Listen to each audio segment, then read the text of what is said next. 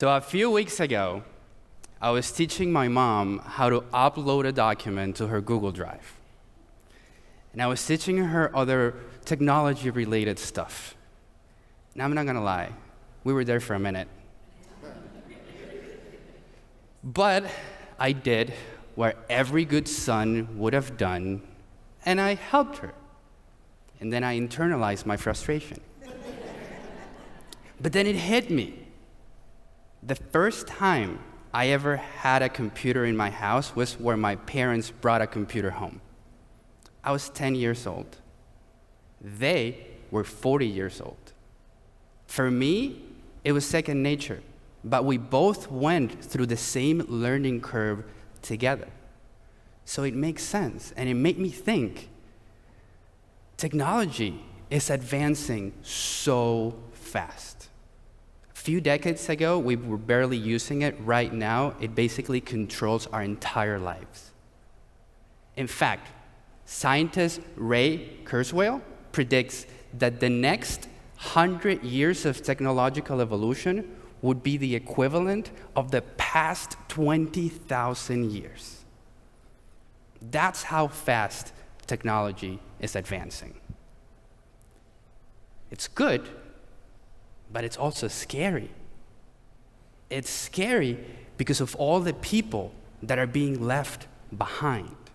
In fact, Gordon Brown, former Prime Minister of the UK and head of the Education Commission, predicts that there's about 1.5 billion adults with no education past primary school. Think about that. We're talking about 1/3 of the world's population without any type of skills needed to do the jobs that society is demanding of the workforce. What if I told you that 1/3 of the world's working population doesn't have those skills? What if I told you that there are 3 billion people in the world who have never ever been on the internet? What if I told you that 80% of Americans don't know how the internet works? I know what you're thinking. How does the internet work? It's a network of connected computers and servers. That's not the point. The point is that we don't know. The point is that there's something happening and we need to do something about it. So why do we have this issue? Well, I call it the 3 A's of the digital skills gap: affordability, access, and ability. Pretty straightforward. Affordability, because people don't have money to either go on the internet or buy devices. Access, because there's still a big chunk of the world, let alone in the United States, of people who don't have access to internet, whether because there's no infrastructure or because they don't understand the importance of connecting to the internet. And the third one is the ability. The ability to fully navigate online environments in a safe and knowledgeable way. So we know this is happening. We know why it's happening. What are we going to do about it? How do we go from being internally frustrated to actually becoming a positive impact in our communities? Well, what we need is an e-revolution. We are on a collective march towards digital inclusion. We need to put together a movement that ensures that every person in our communities has access to technology, connectivity, and sustainable education. And how are we going to make this a reality? Well, lucky for you, I did my research and I have the answer. The first thing that we need to do is make sure there's economic accessibility.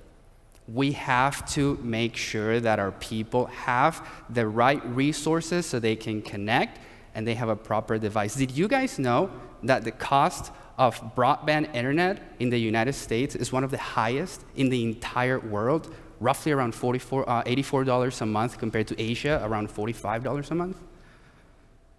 So how are we going to solve it? Well, we need to think creatively One of the things that we can do is we can recycle and donate all of our devices and our technology to organizations in the community who are committed to bridging that gap, at least. The second thing that we gotta figure out how to do is make sure digital education is accessible for all. We envision a nationwide platform where people can go, get curriculum online, have workshops in the community, and most importantly, make sure that we're reaching technology education both for the youth and the elderly as well. Another thing that we gotta do is we have to create community digital hubs. We need places in our community that are safe zones for us to be able to go, to learn, to get connected, to engage, to build community, maybe to even have resources where people can go and they can exchange computers. The point is that community-centric and community approach is needed because every community is different. And lastly, what we need to ensure is that we need to create very, very strong partnerships between the public sector and the private sector. Because you know one thing that doesn't move at the speed of technology? Government. And this is why businesses have an incredible opportunity to become that catalyst for positive social good and integrate community-centric approach in how they do businesses. So, what's next? How are we going to collectively make sure that this message is widely spread? Because I'm going to tell you something. The digital skills gap is costing our country about $1 trillion a year in GDP. Imagine a world now where every person has the key to unlock all of the potential that's behind that screen that we have in front of ourselves. But it requires all of us to act, to advocate, to educate, and to innovate. We have to support policies that foster digital inclusivity. We have to let everybody know the importance of promoting digital literacy.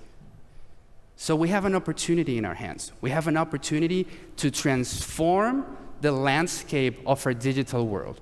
We have an opportunity to ensure every person in our community has sustainable access to a computer, to connectivity, and to online education. Why? Because quite frankly, nowadays, it's a universal basic right.